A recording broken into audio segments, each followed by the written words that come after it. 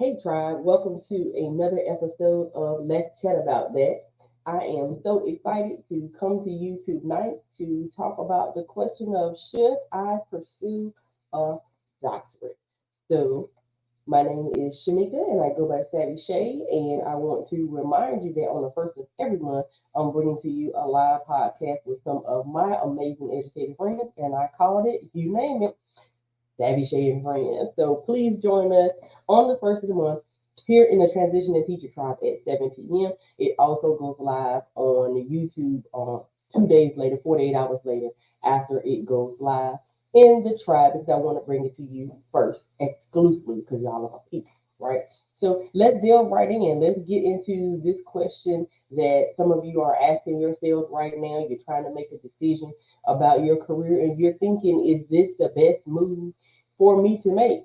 And as an educator myself, as a person who has gone through the journey and who holds a terminal degree, my answer for you is not going to tell you into the end, but I am going to get into five things because I just like that nice odd number of five, that prime number, reasons and things for you to think about as you are on the fence about your doctoral journey.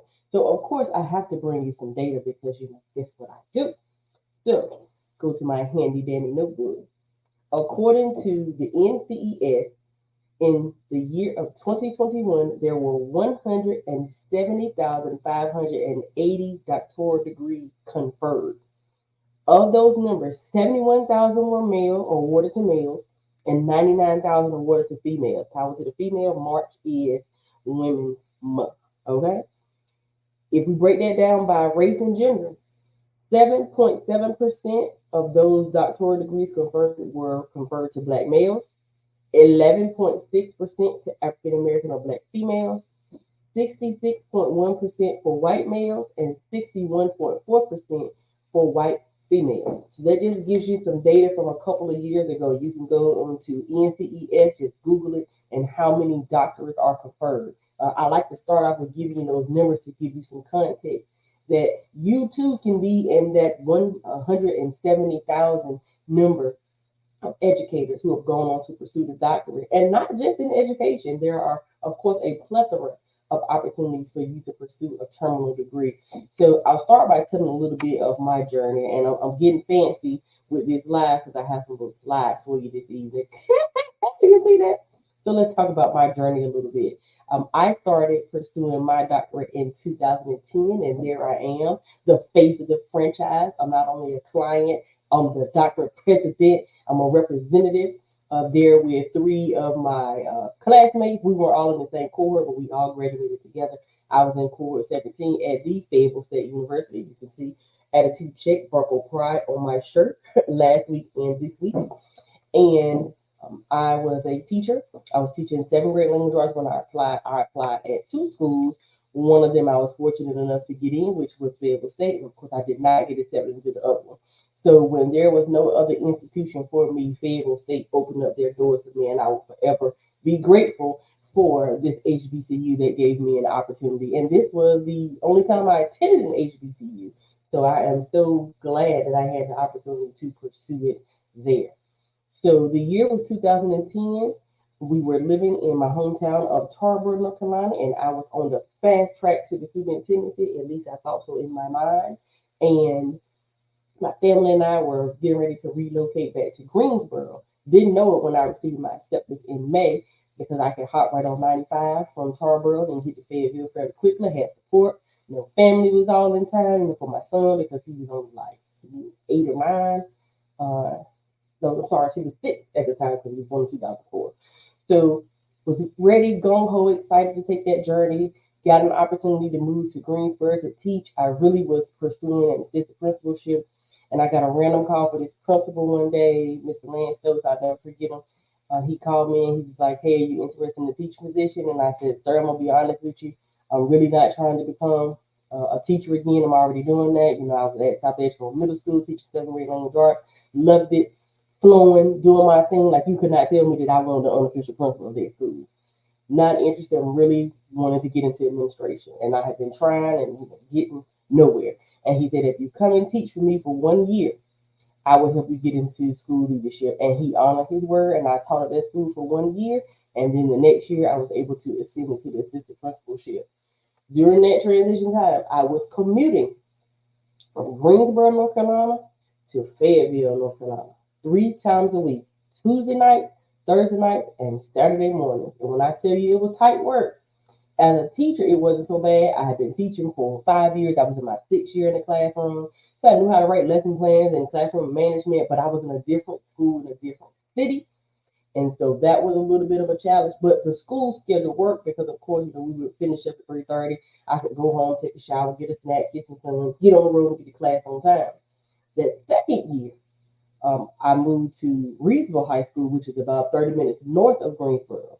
And I was in high school, as I just said. And so, if you work in high school, there are games and activities galore. And of course, as an administrator, there were 4 of us, the principal and 3 APs. We had to split the time of who was going to go to what activity because there had to be an administrative presence. So luckily, I had some wonderful colleagues who worked with me while I was on that journey and were able to cover and make sure everything was good. But when I tell you there was tight work and there was some long, long, long nights of getting up early and dropping my son off at school because he went to school in Rockingham County right down the street from me, going to work, working most of the day, having to leave a little bit early, drop by the house if I could, get something to eat, getting ready to go to class, making sure I had read and completed whatever papers or other assignments that I had to do, etc. And being focused as a new assistant principal. I'm talking about I've never done it, and I'm 29 years old at the time. So it was indeed a challenge, but I would not trade that journey I had for anything. I had a wonderful time all 6 years. Yes, 6 years. Starting at 2010, this is 2016 when I graduated. And it is definitely a time-consuming journey, which we're going to talk about when we get into those 5 reasons. So just wanted to share a little bit of the journey for you. It was not easy at all. I was finished with my coursework in 2 years, passed my comprehensive exams on the first time, and so it took me 4 years to actually complete my dissertation. Had a couple different chairs, many edits. Thought I was going to graduate one semester, didn't get all my stuff finished, had to wait for IRB approval, had to do the research, moved again to South Carolina, had to go through the whole you're living out of state, but you're going to school in the state and having to understand policy to know about out of state versus in state tuition. When I tell you it was a journey, y'all.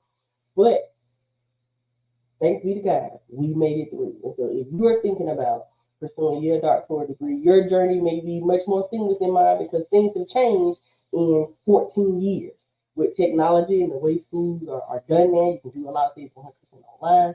We eventually moved to some more hybrid formats, but it wasn't as robust as it is now. So it was tight work, but again, I loved it. And you see me there. I'm on the School of Education page there with my graduating class. So let's get into 5 reasons why you should pursue your doctorate or even should not pursue. The choice is yours, as they used to say on Captain Planet. Some of y'all 80s babies will understand that. And so I broke this down into a question, and I put as the title, should I pursue it? But I'm using this title because it's biblical and it references one of my favorite passages in the Word, and so I'm going to loop back to that. But I broke it down into this acronym that's called TIRED, TIRED, because when you get this age, 40 plus, you find yourself, unfortunately, saying all the time, I am tired. And a lot of us that are trying to decide what we want to do next with our career is because we're tired of something. We're tired of the commute to work. We're tired of the way that the system is set up. We're tired of not being paid well. We're tired of not being appreciated. We are tired of something. And so the reason why we want to pursue something different in our career is because we're tired of something. And so I've broken this down to talk about why you should pursue your doctorate, or again, some things for you to think about, or why maybe it's not for you, because everything isn't for everybody. The doctorate is not exclusive. So let's talk about time. I already told you that it took me 6 years to complete my degree, 2 years for the coursework, 4 years for the dissertation itself. And you still have to pay, which I'm going to talk about when I get the dollars, for every semester that you're in school. So if you don't have the time to commit to reading and writing, conducting research, partnering, because there's still projects and things just like at every other level of school, to network, to get online, to study, then you may want to consider whether this doctorate is for you. But if you do have the time, you know that you can make your schedule work where you can set aside 15 minutes, 20 minutes, 30 minutes during periods of the day, 2, 3 hours block of time at night to ensure that you can commit to what's being assigned to you fully, then the doctorate may be for you. If it is time for you to move to the next level in your career and you know that it requires a doctorate, now don't get it twisted. People see a lot of superintendents, a lot of assistant superintendents, they have doctorates, but there are some that are not. Okay. There are presidents and vice presidents of universities and institutions and companies that don't have it, right? So you have to decide, is it time for you to move into one of those type roles? And is it the time to pursue this degree? Are you going to have enough time with what really matters, which is your family? Because there are sacrifices that come along with you going back to school at any level, but particularly at this level. So do you have time? Can you make time? And is it the right time? Come on, somebody. All right. So let's move it to intent. What is driving you to want to pursue this degree? Why do you want to do it? Is it career advancement? Is it for personal fulfillment? Is it because your friend got it and so you feel like you have to get it too? Is it something you always dreamed of? Like me as a little kid, my best friend, we used to talk about being doctors, didn't even have any idea what that was. What is the driving force for you wanting to do it? I hope that you're not comparing yourself to somebody else and thinking, I need to get this doctor so I can be like this person or that person. Because that road is always going to lead you to a dead end. You have to make the decision to pursue this doctorate because it is the right move for you based on what you want to do and what's going to get you to the place that you're trying to get to. So, shall I pursue? Let's look a little deeper. Research. If reading and writing is not your thing, if you're not into it, then this may not be the journey that you want to take because there is a lot required. Research helps you to solve problems. So if you are a person who loves to solve problems, like if you're in a classroom, you solve problems all the time, micro and macro problems, right? Getting a doctoral degree, going through that process, those courses, that comprehensive exam, that dissertation project, that's going to help you become a better researcher, meaning you'll be a better problem solver. You'll be able to find resources to provide to people as well as to yourself for your dissertation and for your papers and your classwork. But you'll also find yourself going down rabbit holes looking for more answers. Like you'll learn about a concept and then you go, oh my God, where did it originate from? I want to know about this, I want to know about that. But if that doesn't interest you, like at all, if you don't have any interest in publishing anything because your dissertation is a published document, then this may not be the journey for you. But if that stuff excites you, like you've heard the excitement come over me since then, like I love solving problems, I love reading, I love writing, I love looking up to find out how did we get here, what can we do to make things better, and who can I teach how to do it along the way. And all those things I learned throughout my career, but I was really ready to hone my expertise, and that helped me during my doctoral program. Which takes me to the E, expert. Getting your doctorate makes you an expert in a specific area. Just like a Juris Doctor is for attorneys, and you have MDs and epidemiologists and ophthalmologists and optometrists and all these specialists that are medical doctors. There are doctors of business administration and psychology and all these things. Going through that doctoral journey makes you an expert in an area. My particular area is on teacher recruitment and retention. Now, mind you, I don't exactly do teacher recruitment and retention anymore, but I do recruitment and I do operate and work in the space of recruitment and retention every single day because I work in HR. And I don't know if I would necessarily have that same level of experience if I did not go to the doctoral program because my master's is in school administration. Because remember, I told you I was on fast track to being a superintendent. Now that was where I was going. I couldn't even see anything else. But by becoming an expert in that area and attending Fayetteville State, where the program was designed for you to be in educational leadership at the K-12 level or higher education, I didn't even know that in the beginning. Like, didn't even click with me until I got into the program. Didn't have any idea I was ever going to do anything in higher ed. But I'm so glad that that program afforded me the opportunity to get to see information from both lenses And the individuals in my cohort both work in K-12 and higher education. And so I was able to learn and glean information from them and their various experiences.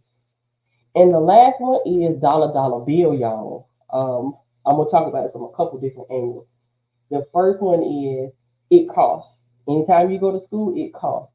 So you need to be prepared to either pay out of pocket, flat out, pay whatever the tuition rate is at your specific institution to go through the financial aid process, which has changed drastically, here recently. So you want to understand how that works. You want to understand that they have payment plans available, or if your employer offers any type of tuition assistance, waiver, reimbursement, anything that's going to help you to pay for this journey. Again, once you finish the coursework, every semester that you are still in school, for you to be enrolled, you still have to pay whatever the tuition is. So for me, I maxed out all my financial aid between undergraduate, got a bachelor's in communications, master's in student administration. I have my teaching certificate, licensure for middle grade language arts. Like I use financial aid to pay for all of it except my freshman year of undergrad. But everything else I paid for with financial aid. And so by the time I had gotten to about 2015, I had maxed out my financial aid. And so I ended up having to get on a payment plan to finish paying for my schooling for me to graduate. And that was a struggle, right? So you got to be prepared to make whatever sacrifice you have to make financially in order for you to get this degree that's going to give you return on investment. Which leads me to the second part of dollars. Are you pursuing this degree because you want to put yourself in a position where you can make more money? Can you make more money without it? Sure you can.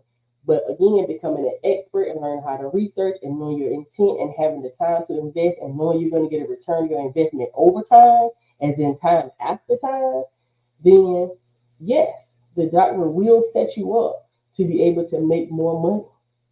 And isn't that something that we all desire to do? Again, we're doing away with the educators don't do it for the income, they do it for the outcome. We do it for the outcome, but we like to have the income too because we are people and we like to live. So as you're thinking about should you pursue this doctorate degree, I want you to think about the time, your intent, how you feel about research, your thoughts about being an expert, and the almighty dollar. So as I get ready to close, I like to leave you with a strategy that I find very helpful in a lot of ways, but particularly when I'm trying to make an important decision. And it is a root cause analysis called the 5 whys. And so you'll see in the center is the doctorate, which is what we're talking about, shall we pursue? And then all around it are whys. So it's not the 5 whys like you would think, well, let me give you 5 reasons why. This is an exercise where you drill down for each level of why. So let me give you an example. If you say that you want to pursue a doctorate because you want a salary increase, then the first question is, why do you want a salary increase? So if you look to the light blue, the sky blue, the Carolina blue, then you'll see the word stop living paycheck to paycheck. I want a salary increase so I can stop living paycheck to paycheck. Well, why do you want to stop living paycheck to paycheck? Because it's not fun. I mean, let's be real. Who enjoys not having any money between paychecks? Like, nobody enjoys that. The struggle life is not fun. And why is it not fun? Because when you were growing up and people would ask you what you wanted to be, what you wanted to do, they ask you about your dreams, your goals, your aspirations. At no point did you say, I want to grow up and live paycheck to paycheck. You didn't. You had an ideal lifestyle in mind, which consisted of you being able to live in specific places and drive specific types of vehicles and attend certain types of events and vacation here and there. And living paycheck to paycheck is not fun because you're not living your ideal lifestyle. Okay, why? Why is it important for you to live your ideal lifestyle? Because right now, this lifestyle is constantly stressing me out. I'm stressed. I'm worried. Got high blood pressure. Got the sugars. I'm in pain because I know that there is supposed to be more for me and I am not seeming to get to it. So that leads me to the fifth one. Why are you constantly stressed? Because I can't do the things that I desire. So if you can drill down why you want to do something 5 times to get to the root cause or the root analysis of why you want to do it, then I think the answer is yes, you should pursue. But if you can't really get down So what you really want to do, which in this instance is you want to change your lifestyle. You want to be able to eat what you want to eat, when you want to eat it, where you want to eat it, go on vacation when you want to go, pay for housekeepers, get hair done, nails done, haircut, wear nice clothes, all the things that we desire in this carnal world, right? If you know that going to get a doctorate degree is going to lead you on a pathway where you're going to be able to live that way, then my answer is yes. You should pursue the doctorate. But if that's the only reason that you're doing it, just because you think it's going to get you more money, then you want to go back and drill down to those five whys again and see, is this really what I need to pursue at this particular time? Okay. So I hope that's helpful for you. You can use these five whys in a whole bunch of situations. I use it all the time. Use it with my clients to help them when they get to the place where they're like, I really don't know what I want to do. Let's hit the five whys. And it can be frustrating because sometimes you can't drill down to the five whys. That means it may not really be what you need to pursue. Okay? So as I close, I leave you with one of my favorite passages in the Bible, and this from 1 Samuel 30 and 8, and it reads, And David inquired at the Lord, saying, Shall I pursue after this truth? Shall I overtake them? And he answered him, Pursue, for thou shalt surely overtake them, and without fail recover all. That's 1 Samuel again, 30 and 8. Now you might be saying, Shay, what does that have to do with pursuing my career? Well, if you go back and you read your Bibles, and you go and you read that, you'll hear about this quandary that David was in and what happened, and they burned down and killed the people, and they wanted to stone David, and all these things. Things that may not be exactly what we're experiencing, but there are storms that have come in your life. There are things that have come about that have made you rethink some of the decisions you made. There's some things that make you sad, and there's some situations that you've been in where the people wanted to blame you, whether it was your fault or not. And you thought, Lord, what am I going to do? And so in this particular situation, which is why I encourage you to do anytime you have to make a decision, along with those five whys, is ask the Lord, shall I pursue? And he will give you an answer. Okay? I promise you he will. He did it for me. He can do it for you. So thank you for joining me for another edition of Let's Chat About That. Should I pursue a doctorate degree? And the answer is, it's up to you.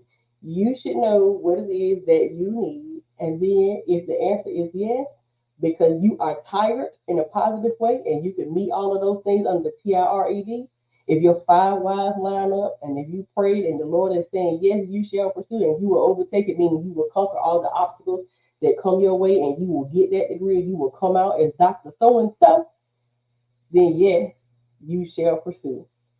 So as I close, I like to always tell you that there is a friend that's sticking closer than a brother, and his name is Jesus. Get to know him, and I promise you, he will change your life. Until next week's episode of Let's Chat About That, don't forget to follow me on Instagram, Facebook, and TikTok. If they still keep it, we have to see what's going to happen with that. And feel free to email me, Shay, at saggyshay.com, and I'm here to help you to find your lucrative career outside the classroom. Until next time, goodbye.